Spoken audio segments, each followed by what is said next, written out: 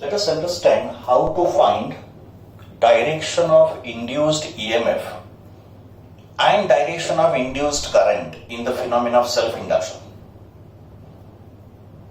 Self induction में हमको पता है कि जब भी किसी कॉइल में करंट इंक्रीज होता है या डिक्रीज होता है तो ईएमएफ इंड्यूस्ड होता है.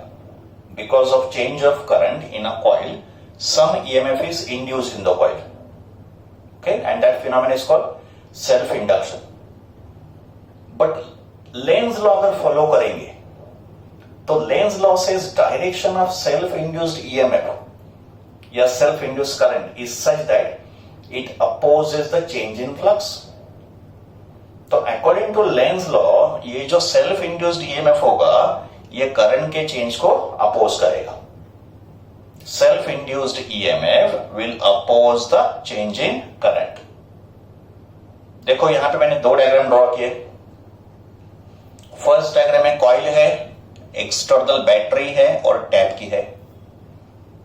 सेकंड डायग्राम में कॉइल है, एक्सटर्नल बैटरी है और टैप की है. बट फर्स्ट केस में this tap key is press का मतलब सर्किट को क्लोज किया है. तो यहां पे टैप की प्रेस किया है, सर्किट को क्लोज किया है. सेकंड डायग्राम में टैप की इज ओपन का मतलब यहां पे सर्किट को हमने स्विच ऑफ किया. Now we know that when the tap key is pressed ये जो बैटरी का करंट होगा that is battery current I will start increasing. तो फर्स्ट डायग्राम में टैप की प्रेस हुआ है, ये जो बैटरी करंट सप्लाई कर रहा है ये करंट कैपिटल आई इंक्रीज होगा. सेकेंड केस में ये जो टैप की है वो रिलीज किया गया है. तो when the tap key is released battery current जो मैक्सिमम हो चुका था केस वन में now it will decrease from maximum to zero. तो फर्स्ट केस में करंट इंक्रीजेस, सेकेंड केस में करंट डिक्रीजेस.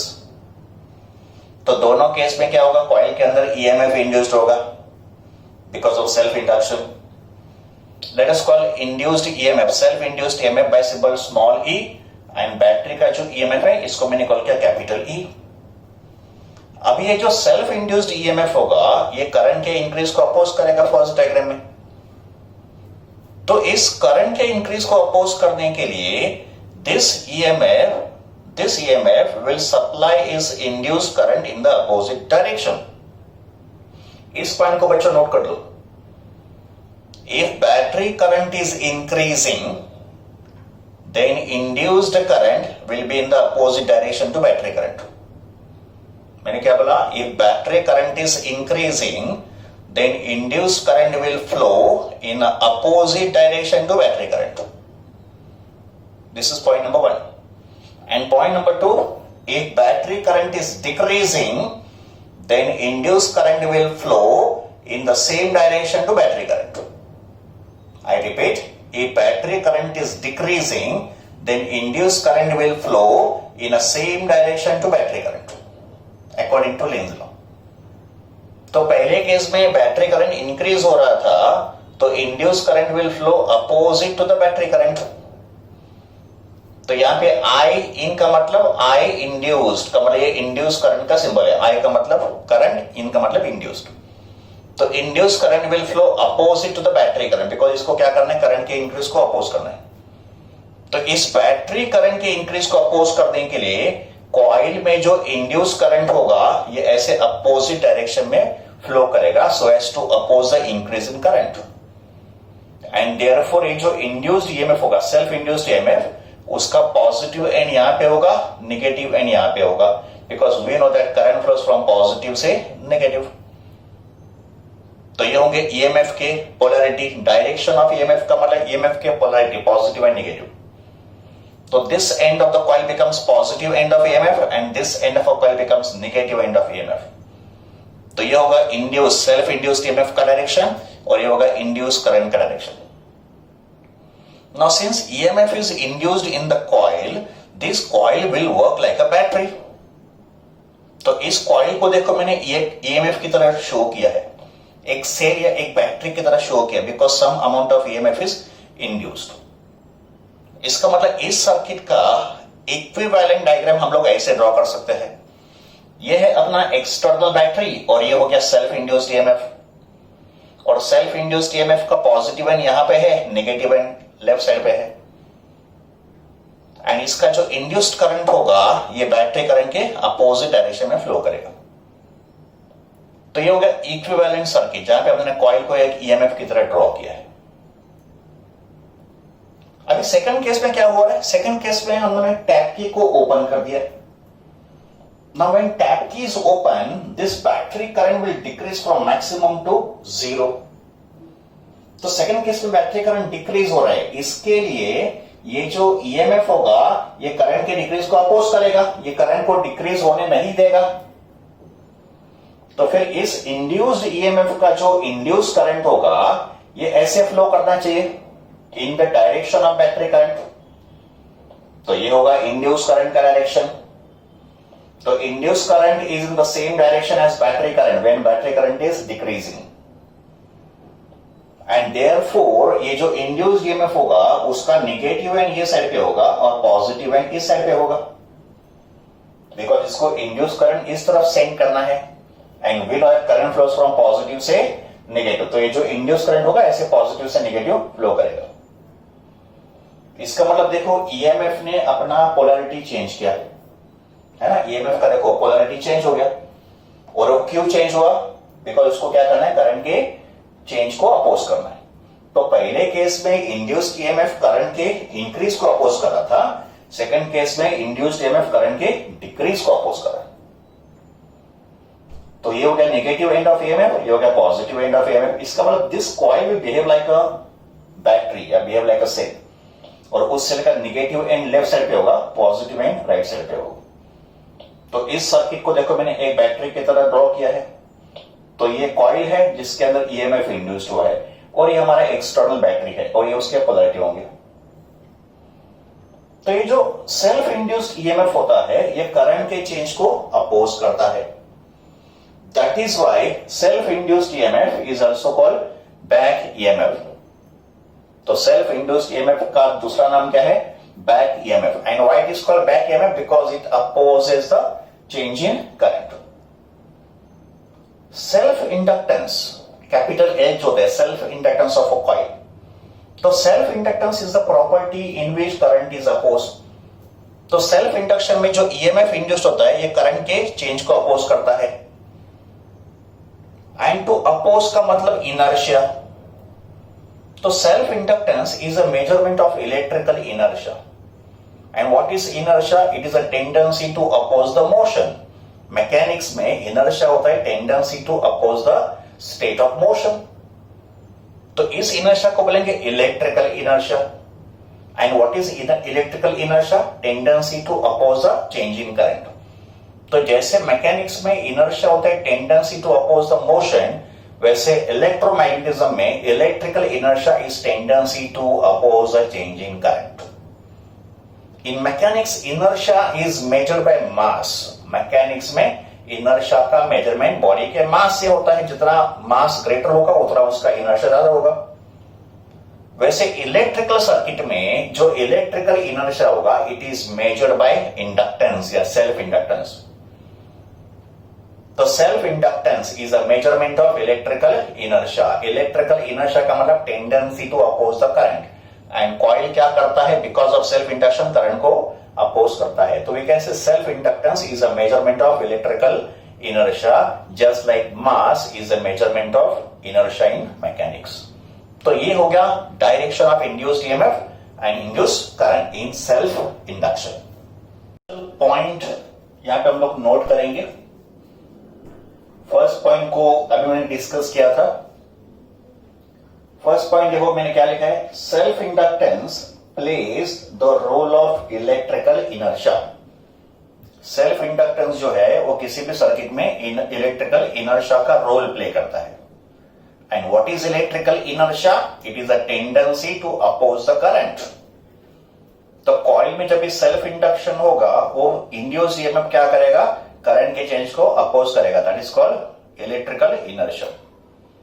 तो self inductance plays a role of electrical inertia and it is analogous to the mechanical term mass. तो जैसे self inductance electrical inertia होता है, mechanics में मास भी एक इनर्शिया को ही रिप्रेजेंट करता है. तो we can say self inductance is equivalent to mass in mechanics. Point number 2, a solenoid made from thick wire having negligible resistance but a sufficiently large inductance. अगर आपने एक सोलेनॉइड कंस्ट्रक्ट किया thick wire का, जिसका resistance होना चाहिए एकदम negligible, but उसका सेल्फ इंडक्टेंस एकदम लार्ज होना चाहिए. Such a solenoid is called as ideal inductor. उस सोलेनॉइड को क्या बोलेंगे? Ideal inductor. And electrical circuit में inductor element is shown by this symbol. Electrical circuit में inductor, ideal inductor is shown by this symbol. एक solenoid का छोटा coil draw करेंगे, उसके ऊपर लिखेंगे L, and L stands for inductance, जिसका यूनिट होता है हेनरी. तो inductor is nothing but solenoid made from thick wire having negligible resistance but very large self inductance. तो किसी भी इलेक्ट्रिकल सर्किट के 3 कंपोनेंट होते हैं. There are 3 components of electrical circuit. And what are the 3 basic components of electrical circuit? First component is resistor, and we draw resistance का symbol like this. ये होता है resistance का symbol, and उसके ऊपर लिखते हैं R, where R stands for resistance. Second is capacitor, and we draw capacitor in a circuit like this, 2 parallel lines. And great C over there. तो ये सिंबल है कैपेसिटर का, ये सिंबल है रजिस्टर का, और ये सिंबल है इंडक्टर का. जैसे रजिस्टर के सिंबल के ऊपर हम लोग आर लिखते हैं, कैपेसिटर के सिंबल के ऊपर सी लिखते हैं, वैसे इंडक्टर के सिंबल के ऊपर एल लिखेंगे. R stands for resistance, C stands for capacitance, L stands for inductance या सेल्फ इंडक्टेंस. रेजिस्टेंस ओम में होता है, कैपेसिटेंस फैरेड में होता है, और इंडक्टर जो हेनरी में होता है. तो resistor, capacitor and inductor are the 3 basic elements of any electrical circuit. Next topic है self inductance of a long solenoid. तो सोलेनॉइड, करंट कैरिंग सोलेनॉइड का सेल्फ इंडक्टेंस का फॉर्मूला डिराइव करना है. तो consider one long solenoid. Let L be the length of the solenoid. And since solenoid is long, its length is very much greater than its radius of cross section. Now wire is wound on the cylindrical core. Let A be the area of cross section of a solenoid. Let capital N be the number of turns of the solenoid, and let I be the current passing through the solenoid. तो पहले कुछ constant terms को define करेंगे. L is length of a solenoid. A is area of cross section of a solenoid, which is pi r square, because cylindrical base है तो cross section होगा circle. N होगा number of turns of the wire. ये जो number of turns है ये capital N है. फिर स्मॉल एन होगा कैपिटल एन बाय एल का मतलब स्मॉल एन क्या होता है सोलेनॉइड में? Number of turns per unit length.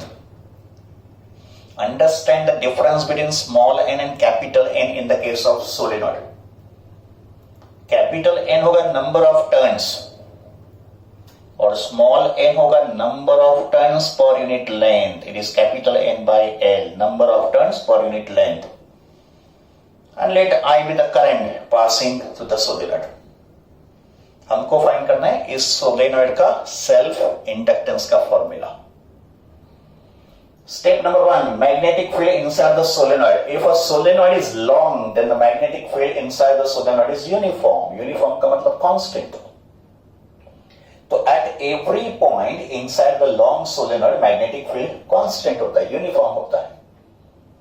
तो magnetic field inside the solenoid का फॉर्मूला हमको पता है, B equals to mu 0 N into I. This is the formula for magnetic field present inside the solenoid at any point. Mu 0 Ni. Mu 0 is permeability of free space, N is number of turns per unit length and I is current passing through the solenoid. Step number 2 में find करेंगे magnetic flux link with each turn. का मतलब ये जो एक turn है, इस एक टर्न में से कितना मैग्नेटिक फ्लक्स पास हो रहा है, ये हमको फाइंड करना है। तो magnetic flux link with one turn, phi का फॉर्मूला, मैग्नेटिक फ्लक्स का सिंबल फाई, फाई होता है N B into A. This is flux passing through one turn. यहां पे मैग्नेटिक फील्ड का फॉर्मूला सब्स्टिट्यूट करो, बी कितना है, mu not N I multiplied by area of cross section A. B का formula substitute किया है mu 0 N I. And then we come to step number 3, self-inductance of a solenoid. By definition, self-inductance is N phi by I. यह है self-inductance का formula according to its definition. तो self-inductance L is N phi by I. N होगा number of turns, phi होगा magnetic flux passing through one turn और I होगा current. तो flux passing through one turn को पता है, ये फाई यहां पे सब्स्टिट्यूट कर दो, तो this will be capital N into mu 0 N I into A upon I. I और I numerator and denominator cancel कर दो, और ये जो कैपिटल N है ना, ये जो कैपिटल N है इसको लिखो N into L, because small n होता है N by L, small n होता है कैपिटल N बाय एल, तो n का फॉर्मूला N इंटू एल हो जाएगा।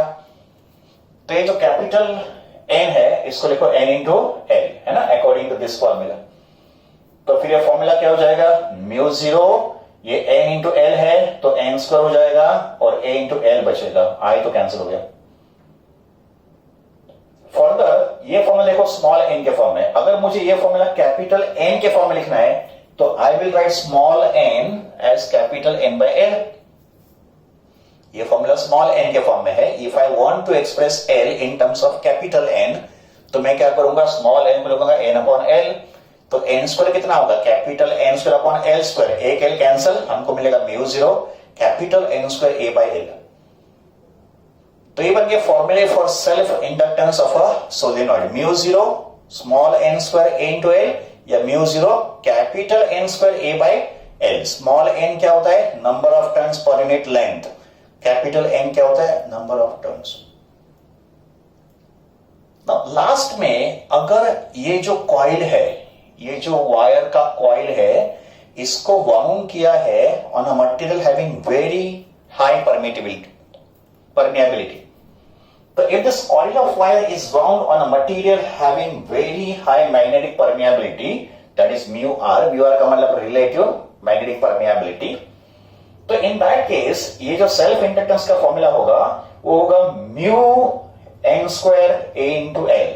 म्यू 0 क्या होता है, permeability of free space, free space का मतलब एयर या वैक्यूम। पर सपोज यहां पे कोई दूसरा मीडियम है, coil is wound on a medium having very high permeability, तो in that case mu naught becomes mu, and what is mu, permeability of the medium on which the coil is wound. And permeability mu can be expressed by mu r into mu naught, where mu r is relative magnetic permeability. तो फिर ये mu हो जाएगा mu r into mu naught and n square a into l. तो this formula is for free space and this formula for any other medium on which the coil is wound. तो ये हो गया derivation of self inductance of a long solenoid. एक formula हमको derive करना है, and that formula is about magnetic potential energy stored in a inductor coil. तो inductor coil में जो मैग्नेटिक पोटेंशियल एनर्जी स्टोर होगा, potential energy in the form of magnetic field, तो उस एनर्जी को हमको डिराइव करना है। ओके, तो सबसे पहले डायग्राम ऑब्जर्व करो। एक इंडक्टर कॉइल है जिसका इंडक्टेंस L है, L is the symbol of inductance, unit Henry होता है इसका, और इसमें हमने एक एक्सटर्नल बैटरी और एक टैप की कनेक्ट किया है। When the tap key is closed, का मतलब when the switch is closed, current will flow in this inductor coil and because of self induction some amount of EMF is induced in the inductor. तो जैसे ये current increase होने लगेगा इस inductor के अंदर EMF इंड्यूस्ड होगा. That phenomenon is called self induction. और ये है graph of current versus time. तो स्विच क्लोज करने के बाद, टैप की क्लोज करने के बाद current will increase for some time and then current becomes maximum. Once the current becomes maximum, it will remain constant. So I naught is the maximum current and I जो है वो एक instantaneous current है. ये जो I है वो एक instantaneous current है at some time t.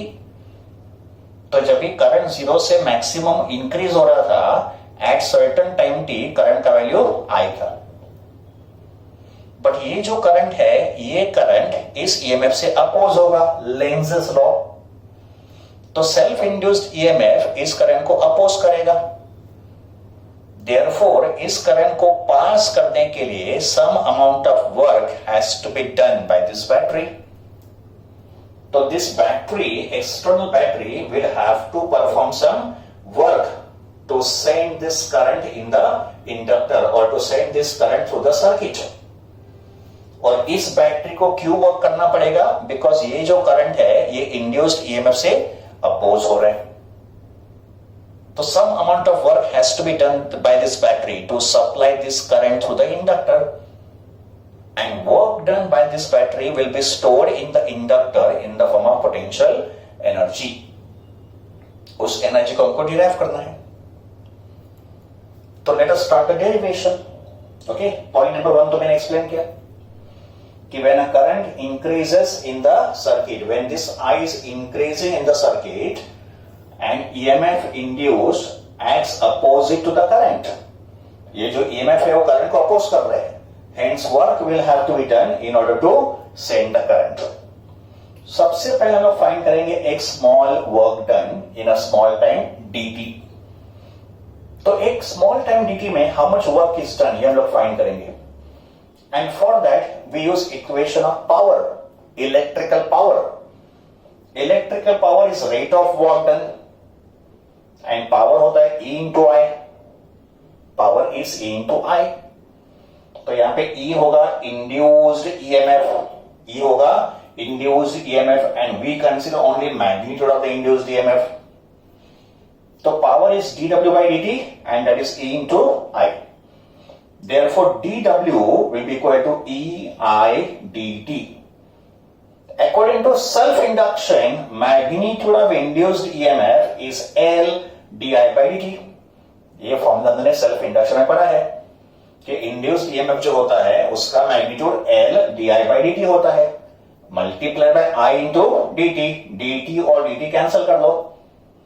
So work done dW in a small time dt will be equal to L I di. dt cancel हो गया, L I di. तो ये होगा एक small work done in a small time dt, L I di. तो next step में calculate करेंगे total amount of work done to send the current I. इसका मतलब 0 से I तक, 0 से I तक जो करंट सेंड होगा, इस 0 से I तक के करंट के लिए बैटरी से कितना टोटल वर्क डन होगा ये हम लोग फाइंड करेंगे.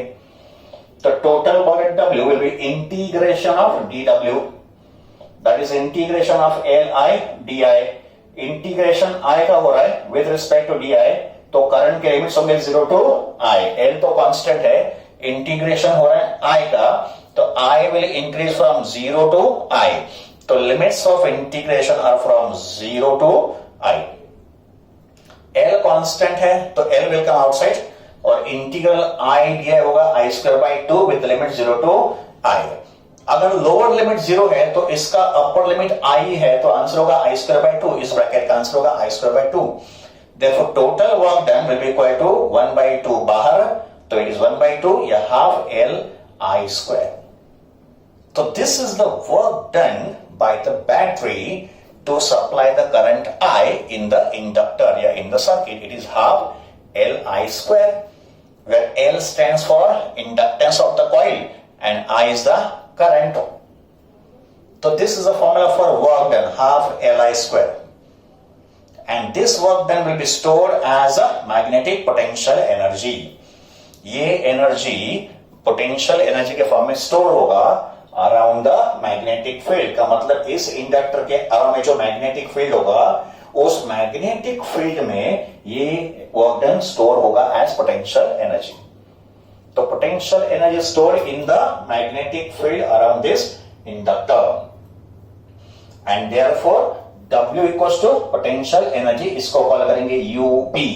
तो potential energy UB will be half LI²। तो ये होगा equation of magnetic potential energy stored in a inductor. Now this energy can be compared with kinetic energy. Mechanics में kinetic energy of a moving body का formula क्या था? Half mv²। तो kinetic energy in mechanics और this is magnetic potential energy comparable है। देखो kinetic energy का formula half mv² और potential energy of magnetic field कितना होगा? Half LI²। कंपेयर करोगे तो सेल्फ इंडक्टेंस L मास के इक्विवेलेंट होगा। ये हम लोग पहले भी डिस्कस कर चुके हैं। Self inductance is analogous to mass and यहां पे जो I है वो काइनेटिक एनर्जी में वेलोसिटी होता है। तो self inductance equivalent to mass and current is equivalent to velocity. तो ये फॉर्मूला काइनेटिक एनर्जी के एनालोगस होगा, half mv²। So this is derivation of magnetic potential energy stored in a inductor. Let us discuss NCERT solved example number 6.10. अब हम discuss करेंगे NCERT solved example 6.10. इसमें हमको एक फॉर्मूला डिराइव करने को बोला है। And what is the formula that we want to derive? Magnetic potential energy of a solenoid in terms of magnetic field, area of cross section and length। यहां हमको बोला कि सोलेनॉइड के अंदर जो मैग्नेटिक पोटेंशियल एनर्जी स्टोर होगा उसको magnetic field, area of cross section and length के फॉर्म में एक्सप्रेस करो। So this is diagram of solenoid. A is area of cross section, L is length, I is current, capital N is number of turns and small n क्या होता है? Number of turns per unit length. Step number 1, magnetic field inside the solenoid. ये हमको formula पता है। Magnetic field inside the solenoid is given by B equals to μ0 Ni. This is the formula for magnetic field inside the solenoid. तो फिर I का formula क्या होगा? I will be equal to B upon μ0n। μ0n को यहां पे transfer किया। तो स्टेप नंबर 1 में मैग्नेटिक फील्ड का फॉर्मूला यूज करके हमने I का फॉर्मूला लिखा। तो I कितना था? B upon μ0 into n। Next equation is magnetic potential energy inside the solenoid. ये फॉर्मूला हमने डिराइव किया है, magnetic potential energy in a coil. तो magnetic potential energy in a solenoid का फॉर्मूला होगा UB equals to half LI²। U is a symbol for potential energy और ये magnetic है इसके लिए UB लिखा। तो UB किसका सिंबल है? मैग्नेटिक पोटेंशियल एनर्जी का। इसका फॉर्मूला क्या होता है? Half LI²। अभी इसमें हम लोग क्या करेंगे? सबसे पहले करंट का फॉर्मूला सब्स्टिट्यूट करेंगे और फिर सेल्फ इंडक्टेंस ऑफ सोलेनॉइड का भी फॉर्मूला सब्स्टिट्यूट करेंगे। तो यहां पे सेल्फ इंडक्टेंस और I का फॉर्मूला सब्स्टिट्यूट करेंगे। I कितना है? B upon μ0n। L कितना है? μ0n² A into L। ये भी फॉर्मूला हमने डिराइव किया है, self inductance of solenoid μ0 n² A into L and this is current का फॉर्मूला। अब इसको सिंप्लीफाई करेंगे तो फिर सिंप्लीफाई करने के बाद n² कैंसिल हो जाएगा। μ0 अपॉन μ0² है तो एक μ0 बाकी रहेगा and this two will also remain in the denominator और यहां पे क्या बचेगा? B² into L। तो magnetic potential energy inside the solenoid का फॉर्मूला B² AL अपॉन 2 μ0 जो हमको यहां पे पूछा गया था। तो what is the formula of magnetic potential energy in terms of BAL? It will be B² AL upon 2 μ0। पहले मैंने करंट का फॉर्मूला फाइंड किया यूजिंग मैग्नेटिक फील्ड और फिर मैग्नेटिक पोटेंशियल एनर्जी का फॉर्मूला यूज किया, इट इज हाफ LI²। तो फिर इसमें L का फॉर्मूला सब्स्टिट्यूट किया और I का फॉर्मूला भी सब्स्टिट्यूट किया। अभी अगले पार्ट में फाइंड करेंगे magnetic potential energy per unit volume. This term is called energy density. Energy per unit volume, energy upon volume को क्या बोलेंगे? Energy density. तो magnetic energy per unit volume, इसको मैंने स्मॉल यू से डिनोट किया है. ये कैपिटल यू है तो ये स्मॉल यू है. तो small you represent energy density. It is energy per unit volume. तो एनर्जी यू भी पर यूनिट वॉल्यूम. सोलेनॉइड का वॉल्यूम कितना होगा? अगर उसका क्रॉस सेक्शनल एरिया ए है और लेंथ एल है तो शेप तो सिलेंड्रिकल है. तो वॉल्यूम क्या हो गया? Area multiply by length. तो volume of a solenoid is area into length. It's a cylinder. और यूबी का वैल्यू ये है. तो इस यूबी का वैल्यू को एल से डिवाइड करो तो एल और एल कैंसिल एंड हमको मिलेगा B square upon 2 mu naught. तो ये फॉर्मूला है मैग्नेटिक पोटेंशियल एनर्जी का. तो ये फॉर्मूला है magnetic potential energy per unit volume का. It is B square upon 2 mu naught. तो magnetic potential energy per unit volume कितना होता है? B square upon 2 mu naught. इस एनर्जी को हम लोग कंपेयर करेंगे with the electrostatic energy per unit volume. Electrostatics में हमने कैपेसिटर में एनर्जी डेंसिटी डिराइव किया था. तो electrostatic energy per unit volume in a capacitor का फॉर्मूला था U equals to half epsilon 0 E square. U is the symbol for potential energy. यहां पे E stands for electric field. तो electric field में energy density का मतलब energy per unit volume कितना होता है? Half epsilon 0 E square. तो ये magnetic potential energy per unit volume है. तो ये electrostatic energy per unit volume है. और इन दोनों में सिमिलरिटी क्या है? तो देखो magnetic potential energy directly proportional to B square है. इलेक्ट्रिक पोटेंशियल एनर्जी भी directly proportional to E square है. इसका मतलब both the energies are directly proportional to the field का स्क्वायर. यहां पे मैग्नेटिक फील्ड का स्क्वायर, यहां पे इलेक्ट्रिक फील्ड का स्क्वायर. ये हो गया सिमिलरिटी. तो this is solution of NCERT example number 6.10. Concept for JW and NEET examination. Combination of inductances. Inductance in series and inductance in parallel. Just like resistors and capacitors. अभी तक आपने resistance का series और parallel combination study किया है. Electrostatics में आपने capacitance का सीरीज और पैरेलल कॉम्बिनेशन स्टडी किया है. इलेक्ट्रोमैग्नेटिक इंडक्शन में इंडक्टेंसेस का सीरीज और पैरेलल कॉम्बिनेशन होगा. और फिर आप तीनों फॉर्मूले को कंपेयर करो, रजिस्टर, कैपेसिटर और inductance. Okay, after studying this फॉर्मूले. इंडक्टेंसेस इन सीरीज. कंसीडर 3 इंडक्टेंसेस जिनके इंडक्टेंस होंगे L1, L2 and L3. And they are connected in series between point A and point B. Series connection का मतलब they are one after another. तो ये जो series combination है of inductance can be replaced by one single inductance जो इनका equivalent होगा, जो इनका resultant होगा. और उस resultant inductance को हम लोग कॉल करेंगे LS. तो what is LS? Effective या equivalent inductance of series combination. S का मतलब series combination. And equivalent inductance of series combination is given by LS equals to L1 plus L2 plus L3. Next diagram में inductances are connected in parallel. तो 3 inductances of values L1, L2, L3 they are connected in parallel between point A and point B. So these 3 inductances can be replaced by their equivalent value, that is LP. So what is LP? Equivalent inductance of parallel combination. तो फिर इस LP का formula होगा 1 upon LP equals to 1 upon L1 plus 1 upon L2 plus 1 upon L3. So this is the formula for inductances in series and this is the formula for inductances connected in parallel. तो जब ये inductance series में होता है LS का formula L1 plus L2 plus L3 होता है. और जब ये इंडक्टेंसेस पैरेलल में होता है 1 upon LP equals to 1 upon L1 plus 1 upon L2 plus 1 upon L3. Now let us compare this formulae with that of resistor and capacitor.